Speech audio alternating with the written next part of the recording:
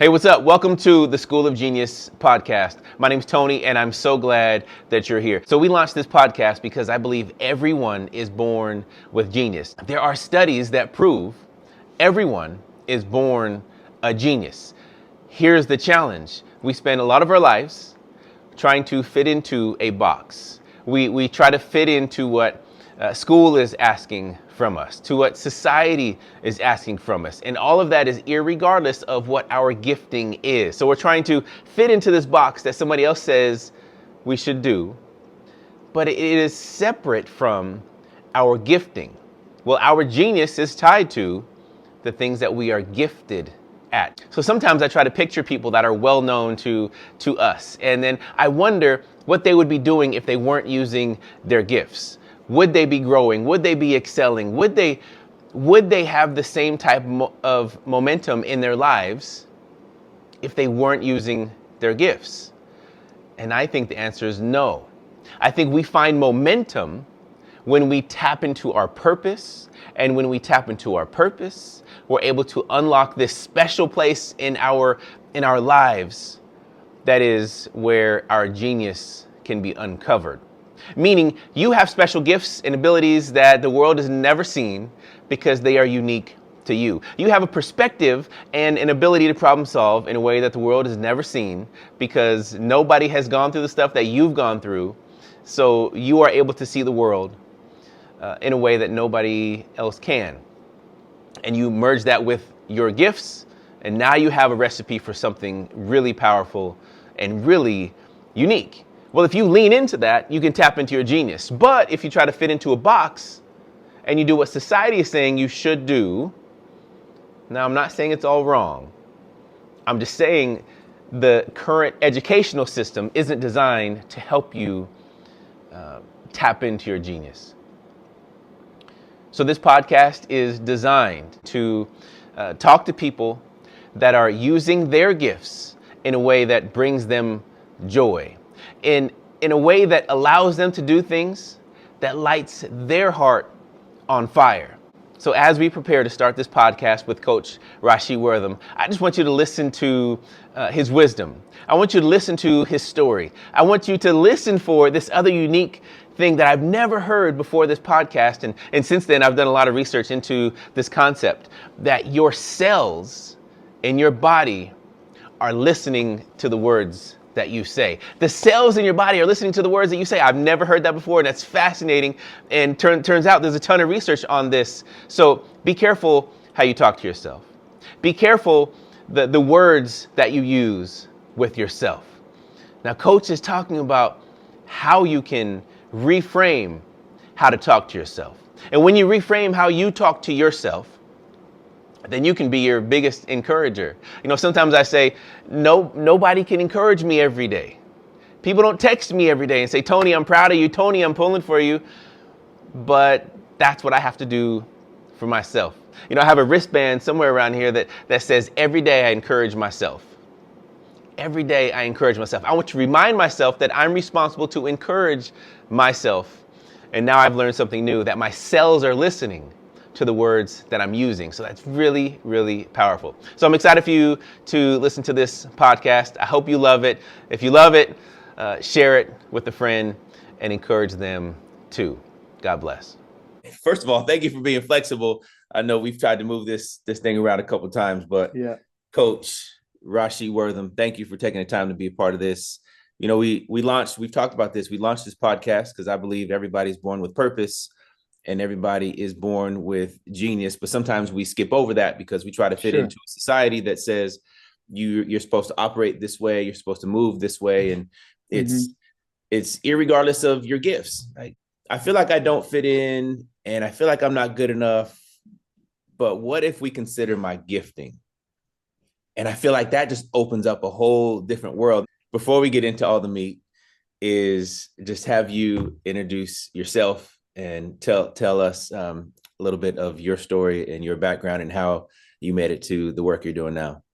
Sure. Rachi Wortham. I'm from Tacoma, Washington.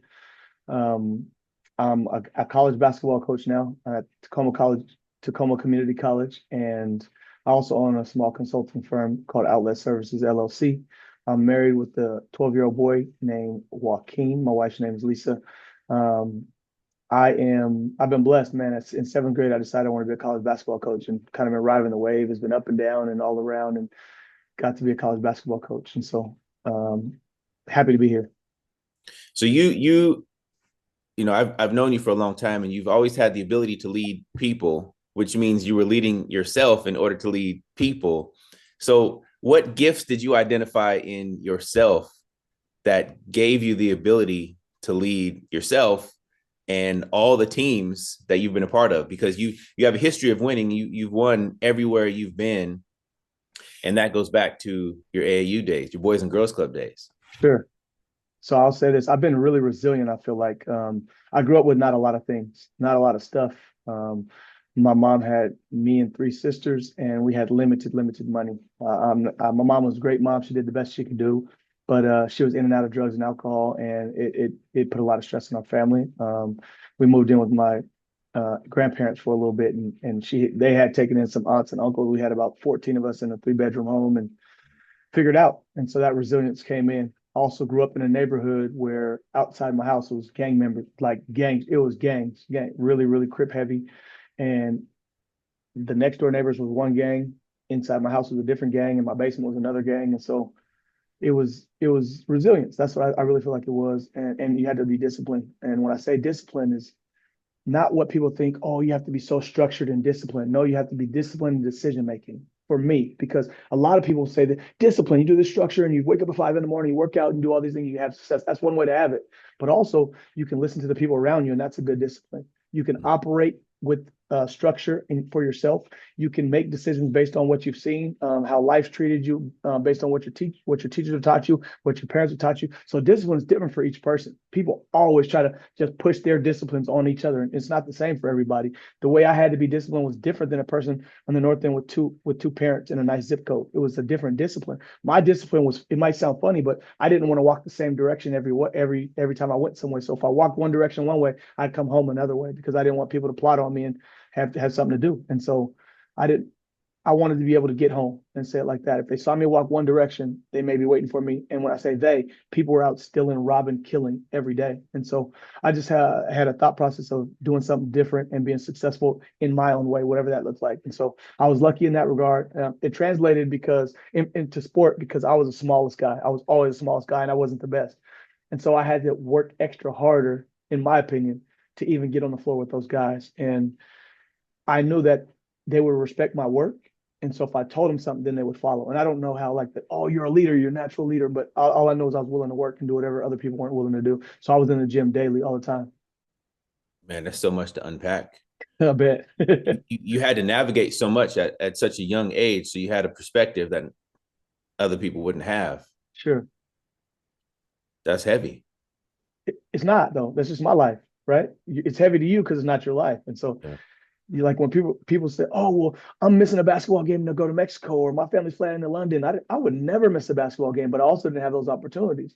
So I'm like, dang, that's crazy. You're missing it. Why would you do? Nah, what are we talking about? That's their life. That's not crazy. That's awesome that they get to. Now my son has those opportunities, right? But for me, I'll be like, man, that's crazy that person's missing. But is it crazy? No, that's just their life. Everybody's life is different. So there's no broken homes. I want to make that, I want to say that clearly. Like, oh, you came from a broken home. No, I didn't. My dad wasn't around. There's no broken homes. That was just my home. That's just how I grew up. And it's not a broken home. There was drugs, alcohol, craziness, gang members, everything. It's not broken. You just learn to be resilient. That's all it is. So what gifts did you identify when you were younger? And were those the same gifts that you realize that you have now? Or what do you think about the thought of your gifting? I think I value relationships. I didn't understand the purpose of mentors. I have a mentor that was great to me. A guy named David Bonds was my AAU coach, and our AAU coach, right? We played for the same team.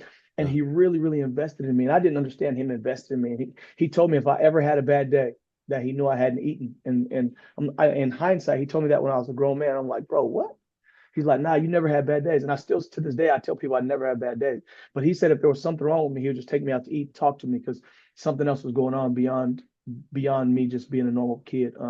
I had other struggles that a lot of kids didn't have, and I didn't think about it at that point because it was just my life. It was just what I was growing up with. But to say what things that I have, I don't know. I can't lie to you. All I knew was I was willing to win. It didn't matter what it took. I was willing to win. If it took me to have to run 10 extra laps every day, I would be willing to do that. If it took me to have to go to a different neighborhood to learn how to do something, I would do that. If it was to go compete in the North End, I would do that. Whatever it took to win, I was willing to do that. And a lot of people aren't willing to do it. So talk to me about ego. I know for me growing up, for some reason, I always felt like I was supposed to know what to do next. I struggled with mentorship. You just mentioned that you were able to connect with David, a coach of yours, and listen to what he was saying. And the older I get, the more I understand, okay, my ego has been an issue for no reason, for no good reason. I just said, oh, Sure. yeah, I know how this is. No, I don't, but I don't ask for help. I struggled with that. So when you think of ego, and really, I'm sure your perspective is really unique because you were a player and a leader, and now you're coaching men. So when you think of ego, what do you think of? Putting your pride first. And for me, it wasn't natural that I just said, "Oh yeah, this is my mentor." It wasn't. It took me years and years and years to even understand he was my mentor, and that he Mm, was telling me the right stuff. By nature, I just don't trust men. I don't, because of how I grew up. Because I felt like people were trying to get me, and wow. people were like, "Oh, you got to give respect to get respect." That's crap. I'm gonna respect you regardless, but I'm not gonna be. For me, it's crap for me. I can't tell for the. Yep. I'm gonna respect you. Moreover, I'm not going to disrespect you, because respect is just letting somebody be who they are. I'm going to just respect. If you're a murderer, I'm going to respect the piece that I know you're a murderer, and I'm going to treat you accordingly. I'm not Mm, going to just be like, oh, let me get close to this murderer just because, oh, he's got a whole bunch of money, he's a hustler. I'm like, no, I'm going to treat you as I know you're a hustler. So I'm going to operate in that regard. But as mm. far as ego, I had a lot of it. And I feel like my ego helped me and hurt me. Still to this day, Talk to me about that. my Yeah. competition, my competition, when you know me, you grew up with me, right? But I'm willing to do this might sound crazy. I'm willing to die for the basketball game. In a game, as a player, I'm willing to do whatever it takes to win that game. That hurts me because people are like, dang, this guy's crazy. I'm not that. That's not who I am outside of competition. I'm I know I'm alpha personality, but I care about people. I want you to win. I want you to have success. I want you to know that I'll do whatever. I'll be a servant leader to make sure that you're successful. But when I'm competing against you, I change. My ego just flips to whatever it takes. I'm willing to do that. And I have a healthy relationship with the referees because of that, because they think I worry about them. I don't care about the referees. I care that they call the game the same so our guys can have a chance to be successful. And with that, we've been really successful here at Tacoma Community College. This is my fourth season. We've been to the Elite Eight twice, back to back, and then last year we lost in the championship game in overtime to a good Green River team. This year we're 11-1. We're ranked number 2 in the NWAC, and I think the polls are going to come out this week. We could be easily number 1. With that said, I think when they talk culture, everybody talks culture. I've added some things to talking just, oh, what is culture? In my opinion, culture are the words you hear. Culture are the words you see.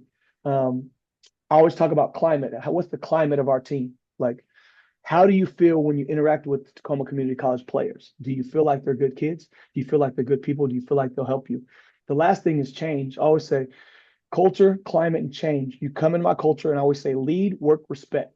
And that means lead to earn your degree, work hard at everything, respect everyone. And if you do those 3 things, you'll be able to have a job one day. People want to hire you. You'll be able to keep a job. The next thing is the climate. How do you feel when you walk into our gym? Do our guys introduce themselves if they don't know you?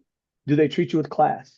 When they're done with our program, have they changed? And I've heard culture and climate, and then I thought about the last piece for me. I've never heard it before. It's change. Are our guys changed, literally? And so if you ask our guys, like, man, how was your experience at Tacoma Community College? I know for a fact they'll say it was hard because Wortham pushes us. I'm going to push them every day, because you know what? If somebody pushes you and gives you structure and tells you how to compete and shows you how to do it, if you don't know how to do it, you can have more success. Not that you'll have ultimate success, but you can learn a step.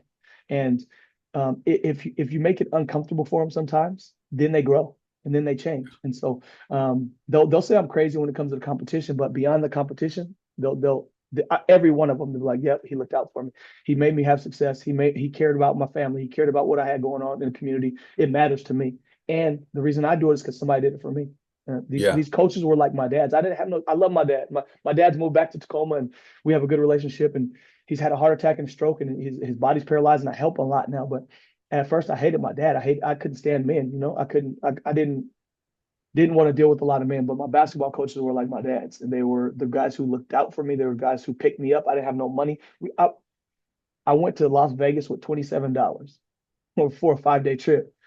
And I was eating up. This is when they literally had a dollar menu at McDonald's. And coach was like, man, get what you need. You know what I mean? He just looked out for me. So I'm appreciative of coaches, and coaches really, really did it for me. So I wanted to be a coach in 7th grade, but also now I look back like, dang, all these coaches helped me get to where I'm at. So I love mentoring kids.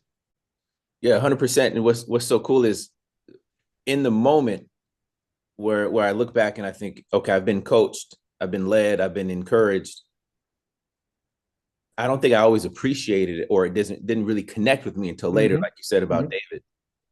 And that's so cool to now look back and think, wow, they sacrificed so much to pour into me, not knowing if the seeds were really planted, which is funny now, because when I first started teaching about finance, I remember going into rooms and pouring my heart out into people. And I thought, I'm giving them everything I got, but what if nobody does anything with it? I want them to win, but what if nobody does anything with it? And then I heard later that our job as leaders isn't to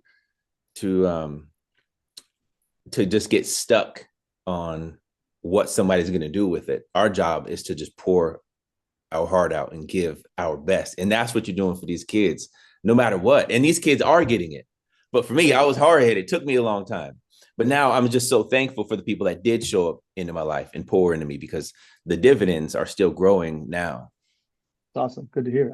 It's hard though, because you don't know what people want from you. You don't know what they're really trying to do. And when I was young, like I said, I didn't trust men. And so like to naturally have to trust these dudes, like, man, I ain't rocking with you. I don't know what you got behind your mind. I don't know what you're trying to think about me. Like the men in my neighborhood were different. I live it like that. They were hustlers, and I'm not talking bad about them. Those are my people, right? I love them, but I didn't understand them a lot of times. I didn't understand what they wanted from me.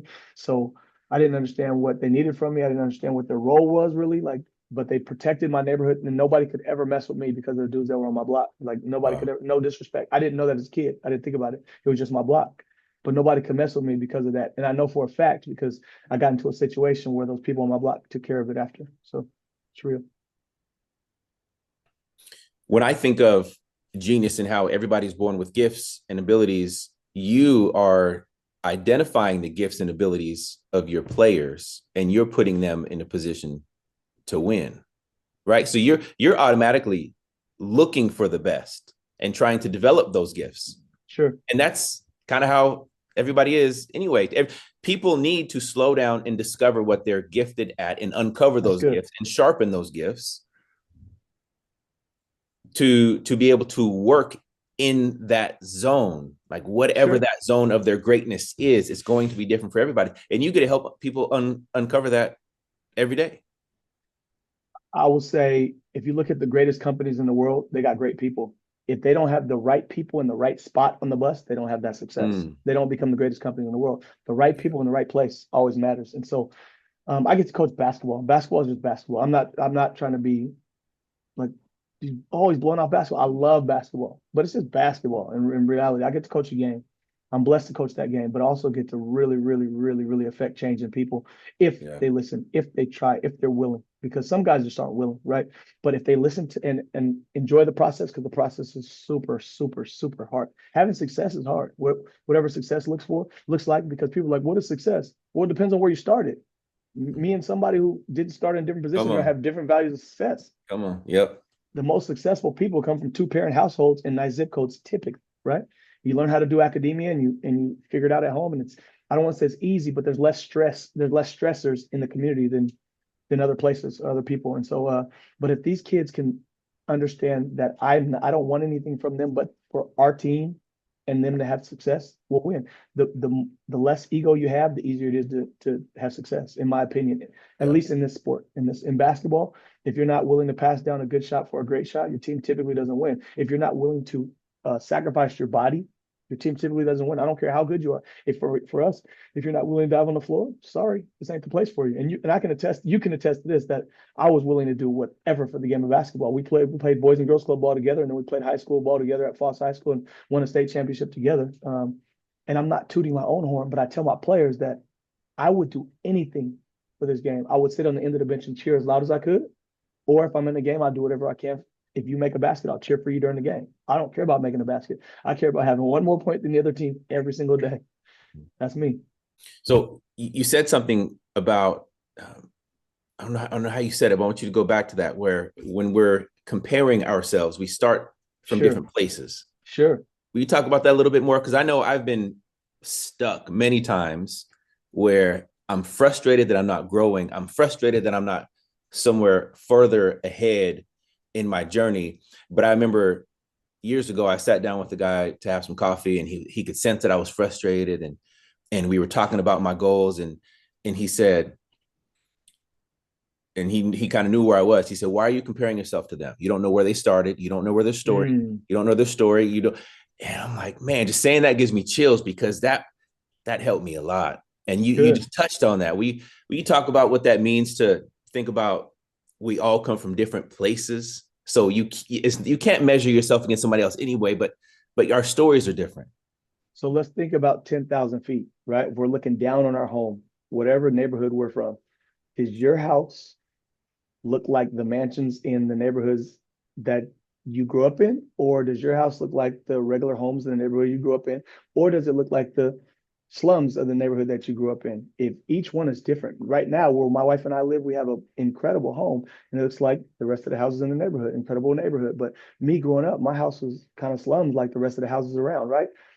That mentality of, dang, I get to walk home to this, dang, I get to walk home to this, dang, I get to walk home to this. Not I have to, I get to, because everybody gets an opportunity every single day to have to walk around on different days. Depending on the day of the week it was, the day of the month, you had to walk different ways, depending on the day, because people were celebrating their gang day. And that's a real thing for my neighborhood. That's what it was. If we go to Mercer Island, it's not that. Right? Mercer Island, Washington is not that. They are incredible homes on the water that I've seen firsthand. They're just walking to a beautiful place. So my lifestyle, my thought process is going to be different than theirs. My level of success, or what I think success is probably not going to be the same as a kid that grew up on the water in a mansion in Mercer Island where their parents own 4 businesses. And I'm just using this kid as an example. I don't know who, a multi-billion-dollar business. What success looks like for that family is going to be different from the success of my family. So success is, what do you think success is? People have this standard answer. There's no standard answer, just like there's no broken homes. It's all different based on where you come from. And so we could be the same age. We could have done the same thing. We could get the same degrees. My value of success probably going to be a little bit higher in my mind than whoever else has done if we're doing the same thing. So where you started matters. Where you started matters. That's big. Where you started matters. I like that. Because it does, and we can get stuck, and we get hung up on so many different things in this world of social media. We get stuck looking at other people. We get stuck hearing their stories. We get stuck seeing their wins because nobody's posting their losses.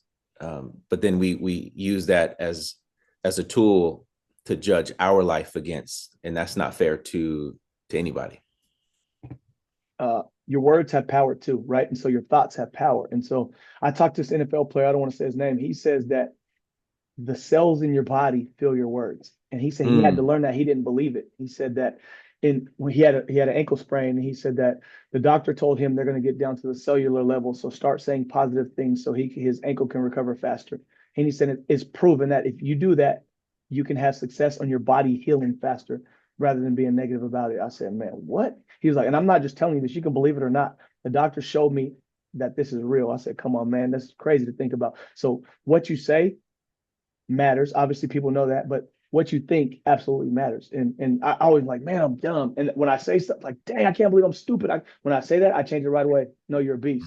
I change it right away because I can't. Dang, I shouldn't have done that. No, it's okay. It's all good. I tell my players, if you miss a free throw, just smile. Just be happy for the moment. Be happy that you get another one. Don't worry about it. Stuff's gonna happen. And I'm gonna tell you this: I've been in many, many situations where I could be dead. Many situations where I could be dead. So I'm just happy to be here. And I'm not trying to say like, oh, Rachi thinks he was this big time gangbanger. I wasn't. but I've been in situations where I could not be here today. And I'm proud of the decisions I made long term, being able to get me here. I'm glad that my son can have success and I can teach him some tools for some life skills because of how I grew up. And boy, using your words matter. I always tell him to be positive. Don't say, "Hey, I'm not going to do that." No, you say I'm going to do this. Not I'm not going to do that. No, say I'm going to do this and make your mind work in that regard. Say that again. The cells in your body are listening to you. I don't know how if they feel They what you say. feel you. They Yeah, feel the words that you're saying. yeah. Well, that's It's deep. cellular. What? Come on, man. It's hard for me to believe that. He was like, "You can believe it or not." That's what they told me. They showed me. I said, "Come on, wow."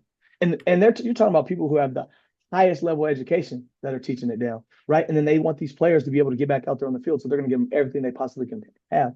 So they're telling them to say it positive. I'm going to be better. I'm going to get better. I'm going to get better. What? People can change their lives. They can change cancer by smiling, is what they said. You can, Mm. by laughter, you can change cancer. Come on, man. It matters. Be positive. I've already had enough bad in my life. I don't want to do any bad. I want everybody around me to win. I'm being serious. Yeah. Like, Mhm. I've already had enough negative stuff in my life. And we've only lived 40 years. I'm 42 years old, and I feel like I've lived this long life. Hopefully, I get another 42 years to go, right? But we got to be realistic with yourself. It may not get to another 42 years. It's gone. It's gonna be gone fast. So why not enjoy the moments? Just enjoy people, man. People are everything. If I promise you this, any billionaire, you say, "Oh, you got all this money, you like money." Yeah, I like my money, whatever, I can give it away. But I'll give you whatever money you have plus the same amount if you're on a deserted island, you never get to contact another person. They will never take that. They'll just deal with people. You never get to contact, you never get to talk, you never get to see another person. Keep all your money you want.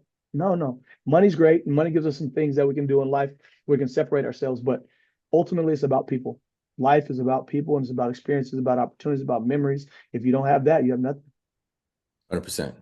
100%. So how can people get better at building community so they can be around the right people? Because first of all, input shapes how we think. Sure. It's you've done an incredible job coming from an environment that I would think would be pretty challenging to be able to put boundaries on your input and your mind and say, no, I'm not going home this way. I'm going home this way because this is important. You set parameters on your life. And I know you've put parameters on the input that you allow into your life. You're saying that the words that you speak shape how your body heals. The words that you speak shapes where your energy goes for the day. Like so much of your success is by, I mean, I think you're amazing and brilliant and talented because whether you know these things or not, you do some of these things so effortlessly, it seems, that you grow in every season. You grow in every season. So how do you, somebody who's had so much success, continue to elevate for whether it's your mind or your professional craft or whatever that is based on where you want to go? How do you continue to elevate? I, I talk to kids a lot about this. I say, how many of you guys have goals? They all raise their hand. How many of you guys have dreams? What do you mean dreams? Yeah, I have dreams too. If you don't write your goals down, they're just dreams in your mind. And so I write mine down. And I just told you I'm in a new office right now. I'll literally have them written up on my wall and people will be able to hold me accountable for them. So if you're in my TCC office, I got them written up right up on my wall. I want our team to shoot defensive field goal percentage to be this number. I want to have this many turnovers. I want to have this much. I want to have this success. I want to do this for my family. I want to right. And when you walk in, you can hold me accountable. I'll tell you this. I was in insurance for a little bit, and I came in the meeting, and they interviewed me and said, "Hey, here's what you have to do to make All American." I said, "Well, I'll make it." I'm like, "Well, how do you know?" Like, nobody's ever made it. Nobody's ever made it in their first year. And it was Country Financial was the company, and I said, I don't know, but if that's all I have to do, I'm going to make it. And like this was right before COVID, and it's crazy, man. I flew to Chicago, everybody's coughing and stuff, and I wasn't. And like, bro, well, it was two of us, so like nine of us in the meeting, and two of us weren't coughing, and we didn't know it was right before COVID. So when I get back, this was February, get back, and then that was our training, and then March I get to start selling, and I think April COVID hit, right, and so I just was on grind. I was like, I already know. I took this picture of what it took to make All American, and I wrote it up on the wall. And I put this yellow and green page, and I started making tick marks on all these policies I had to sell. like, that's interesting. And I had a thermometer. So all the dollars that I had to sell, I just start filling the thermometer up for dollars. And so every time somebody came in, they saw it. But mind you, this is during COVID, so I couldn't go out and see people. So I had to learn how to use this internet to meet with people.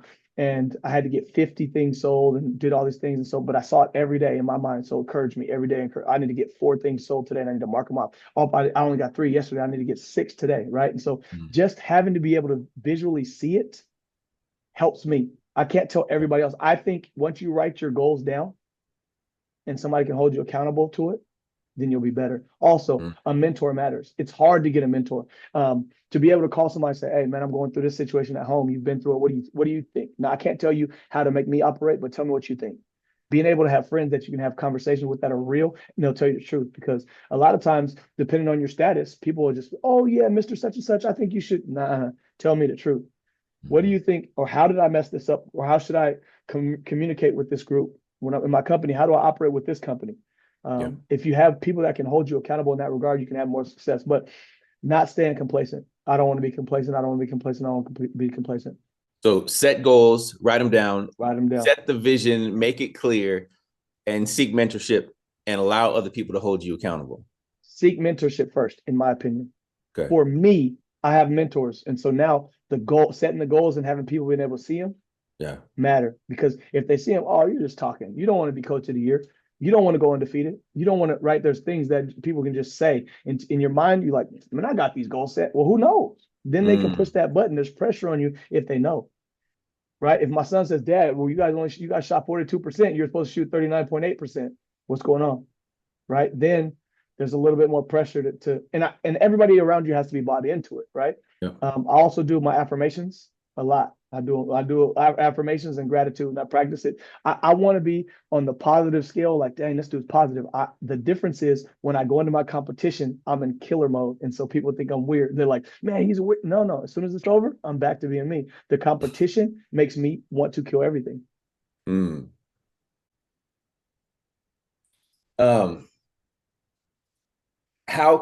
Because I think this is so important. This is so talking about mentorship, talking about how to not do life on our own. I talk to people about money stuff all the time, and people carry this weight, just like I mentioned about the ego getting in the way. Sure. People carry this weight as if they're supposed to have this money stuff figured out. They don't talk to their family about it. They don't talk to their spouse about money, and they just struggle. And I personally, a couple guys who have lost over $100,000, hundreds of thousands of dollars, trying to hit a financial home run and missing and mortgaging everything because they were trying to do something alone. And now the whole family is suffering. Now, I just use that as an example because people would rather not admit that they don't know how to do something. But then when they fail and they fail hard, they're like, oh man, I wish I would have. So maybe we can just give somebody the tools to say, this is what it sounds like to have a conversation with a mentor, and then also honor that relationship, because we're not supposed to do life alone. We need mentorship. And I want to encourage people to feel like I want to encourage people to put that noise to the side, because that noise isn't healthy. Someone saying you don't need a mentorship, or you don't need to hold yourself accountable, or you don't need to set goals. That's the noise. That's not healthy. That's what it would sound like if I was trying to distract you. Like if I was trying to distract you, I would encourage somebody to spend all day on social media, spend all day comparing themselves to other people, and not allow a mentorship environment to take place. So how would you encourage somebody to find a mentor and then honor that relationship? So you have to be okay with communication, and the communication is hard for somebody. I use you, for example. I'm proud of you first because you came in, we were teammates in 8th grade, and you never talked. You didn't say a word. So for me to see you out in the community, talking to people, just asking them questions about their dreams, their goals, their financial opportunities is amazing. So it's not easy for everybody to just, hey, can you be my mentor? That's not how it necessarily works. But also it can work like that. I'm part of some mentoring groups in basketball. I'm really, really connected in the city of Tacoma in some mentoring groups. I'm also in a fraternity. And so Kappa Alpha Psi Fraternity Incorporated, I just want to make sure we say that. But mentoring can come organically because it can be some of your best friends that mentor you. You have to be willing to listen. That pride is going to fall at some point. Your pride is going to fall. Your ego is going to fall at some point. Here's the other thing though. It's good if you have your partner, whoever your partner is able to tell you and say, hey, you need to talk to such and such. I think you should learn from such, listen to such and such, right? My wife is really good at telling me, hey, you need to talk to such and such, or you need to listen to such and such.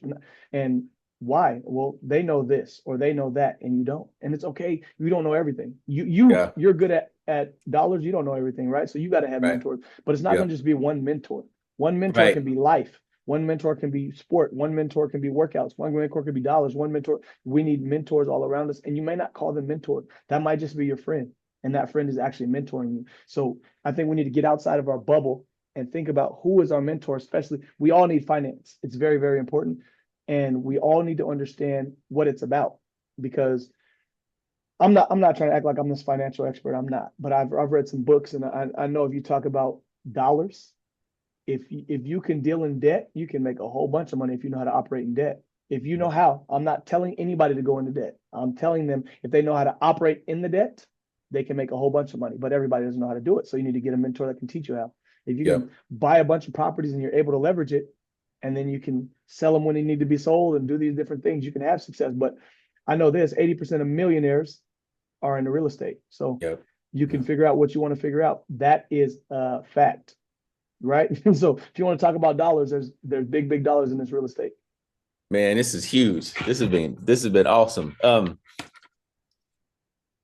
love the idea that we can't just, first of all, we need mentorship. Two, it's okay to have multiple mentorship who are doing different things, who can bring different value to your life, different perspective. That's big time. Okay, let's, as we close up, couple things. What would you tell the younger version about how to, let me say this differently. What would you tell the younger version of you to help prepare him for life ahead? I think that's the first thing. That's terrific. What would you tell the younger version of you as you prepare him for the life ahead? Learn that we're all playing Monopoly. The world is a monopoly. There's a game called Monopoly for a reason. You can buy these things, you can make them pretty, and you can put more houses on it, more properties on it, and the value goes up. We're all playing that game. You got to know how to leverage it. The second thing is you need people way more than you think. You can do it by yourself, but it's way harder to do it by yourself. At some point, you're going to need somebody else. Kind of the third thing is whatever you take in, be able to spit back out to the community, your family, your friends, your kids, because they're going to learn from you, either right or wrong. Teach them how to do it. And so don't teach them the wrong stuff. Learn it and spit it back out so they can be more successful. Yeah. I got a question for you though. If you are teaching the world today, whatever the world looks like, and they know zero things about finance, what would you tell them to know? Just like I don't know that I would have one thing to teach anybody, but I love the idea that people shouldn't make money decisions on their own. We're designed for community. We're created for community. So to your point, you said it's one of the most important things that people shouldn't miss out on is community. So if you isolate me and I go over here and I don't talk to anybody about my finances, then I'm going to struggle because I'm only going to learn through trial and error. However, if I can learn through community, if I can learn through mentors, if I can learn how to invest in real estate by talking to real estate investors, then I'm going to get better so much quicker. And every season that I'm in, the money choices I have to make are different. Mm-hmm. So I don't think I could say one thing to one person, but I would say, let's do this thing together. Don't feel like you need to do it on your own and seek mentorship. And if you don't have access to somebody if you don't have direct access to the person that you want to talk to, read their books, listen to their podcasts, tap in. It's good. Right? Connect with them somehow. Go to their workshop, go to their seminar, That's good. You can learn from them even if you don't have direct access to them. Like I know for me, I'm going to listen to this podcast multiple times because I love how you explained your journey and what was valuable in your journey. And those are Appreciate things it. that are valuable to me is, like you said, you want to learn something and teach it to somebody else. Well, I can't, even though we only spent 30 something minutes together, I can't teach everything that you just taught me. So I need to listen to this again. Respect. So Let I me can go say this. teach This, somebody this is the else. last thing I'll say. This is my kind of how I live. Your goals don't care about your excuses. I don't care if you have no money. I don't care if you Yeah. have no family. I don't care what your situation was growing up. Your goals do not care about those excuses. You got to hit Wow. the goals regardless. If you're not willing to do whatever it takes to hit the goal, then you're gonna fail. And so when I took this job, I told the athletic director, I'm gonna win the championship in year 4. He goes, "How do you know?" I don't know. I just know, right? That's the mindset. I would tell the world that we're planning on winning the championship this year. Um, and that's just how I am. You know me. We grew up together, and so I'm willing to do whatever it takes to win the championship. I don't want that to get misconstrued with who I am. My competition is different than who I am because my competition change. I got an alter ego. I can turn it on. I can turn it off. As soon as the game's over, I'm playing with kids. I'm shooting with kids. It's basketball. The game's off now. Now I get to be Rachi again. And it's not that I'm not Rachi in the competition mode because I am, but I look different for sure in a regular day, every day walking, talking to people because I want to hit that goal that bad. That's how I operate. That's why I write my goals down. I want to hit them that bad every day. It's just how I operate. So you're ultra competitive, and I've known that about you for a long time. Ultra competitive, but at the same time, I know you call a lot of people every week, and you've done it for years to encourage them and Sure, to speak life into them. And that's just who you are. So you love people at a high level, and you're sure. competitive at a high level. So that works really well together. So I did a survey. I forget the name of the survey, but my top 5 themes were competitive, restorative, achiever, works well with others, and a relator. And so I forget the name of the survey, but I keep it because I like to go back and look at it and just remind yourself. And those could change based on what's going on in your life and where you're at in your stage. But it's funny to see competition as your number one because I know it's who I am. I am competitive, and it's helped me be successful long term. I was a little scrawny sucker that wasn't super fast. I was really quick, but then I played football and I had pretty good success because of my mindset. I was a little tiny dude out there, but it didn't matter who you were competing. I'm with the competition. Okay, last thing. I know we gotta It's run. all Last good. thing. And I know you value relationships, and it's proven Sure. by how you move through life. Um, but what is it that makes you want to encourage so many different people that you may not even work with day to day? Because you go out of your way to encourage people, and I know that, and it's really that like that. There's a deep meaning underneath that. Like, hey, I'm gonna call you. I'm gonna check in. I'm gonna call you. I hope you're doing well. I'm gonna check in. I want to see. I haven't heard from you for a while. I want to see how you're doing. Like, what does that come from as we close? And what does that mean to you? Well, I'll say this. This is the worst year of my life. I've had this, honest to goodness, this is the worst year of my Mm. life. I've had so many deaths. Um, I'm going to show you this. This is not fake. I'm sorry to jump off the screen, but Oh, this is the good. one thing I have up on my wall. It's one of my former players. He just passed away last December, December 26th, 2023. He Mm. passed away. And since then, I've had about 14 deaths. And death is hard for me. Really, like if you want to see me cry, death is the way I cry. I don't usually cry. And then people are like, oh, you're trying to be tough. I'm not.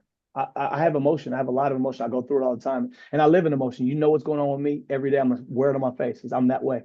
But I value people, man, and we're all gonna be gone soon. We're all gonna be gone soon. So why not? If they don't call and check up on me, oh, I'm awful.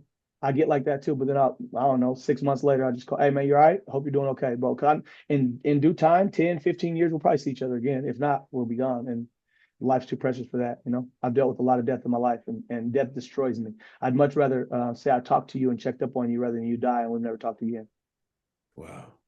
Truth, my truth, right? So everybody's Yeah. different that way. But it only takes two. I don't love being on the phone. I'll take 2 or 3 minutes, talk to somebody, and that's it. That's you operating within your value system. You love people. For you to say you value people, that's one way you can walk that out is Sure. to just check in, touch base, and encourage somebody. I think so. And Wow.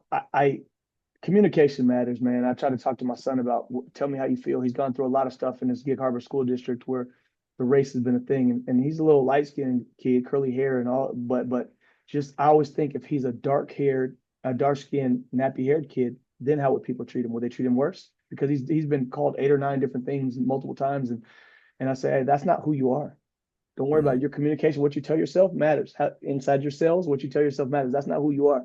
They can say what they want. You believe who you are. You tell yourself who you are. You do your affirmations. You have gratitude in the morning. Be grateful for your opportunities. People always say, what are you happy for? I'm happy for opportunity. So happy for opportunity every day. It's hard that you have to have those conversations with them.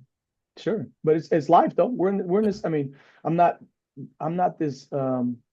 this guy's like, oh, he's against this and he's against that. We're in white nationalism. It's okay. The United States is that. And there's nothing wrong with that. This is the best place in the world. I don't care what anybody says. I'd much rather live here than anywhere else. But there's things that we have to navigate based on how you look. And it's okay.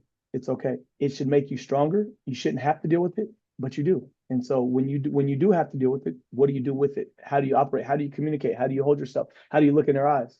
Like, how does that operate? When you shake hands, do you really shake hands, or are you looking somewhere else, right? Just teaching small life skills that when I die, my kids can have that opportunity. And he's got a great family. He's got a great family on both sides. And so I just want to make sure that I'm the most influential male in his life and tell him all the right stuff, because I didn't have that. Wow. That's big. That's big. And this is incredible. Thank you, man. Thank you for being so real and transparent and vulnerable. Because I think for me, I grew up and I didn't trust anybody. So that's why in 8th grade, I didn't talk to anybody. I remember that. When you say you didn't trust guys, I didn't trust anybody. So I feel like, what do you want from me? So I was standoffish with every relationship, and I understand that I was trying to protect myself. Mm-hmm. But then it prohibited me from maximizing mentorship and creating those other opportunities. So on one side, it protected me. On the other side, it restricted me. But I'm thankful for people like you who have continuously showed up for 20 years in my life and have encouraged me and have created safe space to say, no, I'm just going to give you the real. I don't want anything from you. This is just what we're doing. You want to come? Like that has been like the welcoming arms of a community. Like that's how I see you, the welcoming arms of a community who says, no, we can do this together. Like, to me, that's how I see you. And to me, that's dope. Appreciate that. It's important. Thanks so much for having me on here. Keep your journey up, man. Your books are awesome. You're doing a great job in the community. I love the content. Don't stop the content. These people need to hear these words. Thank you, bro. Appreciate you. Thanks for your time. Rachi Wortham, Coach of the Year. Let's go. God's plan. God's plan. It's all God's plan. All right. Thank you, man. See you.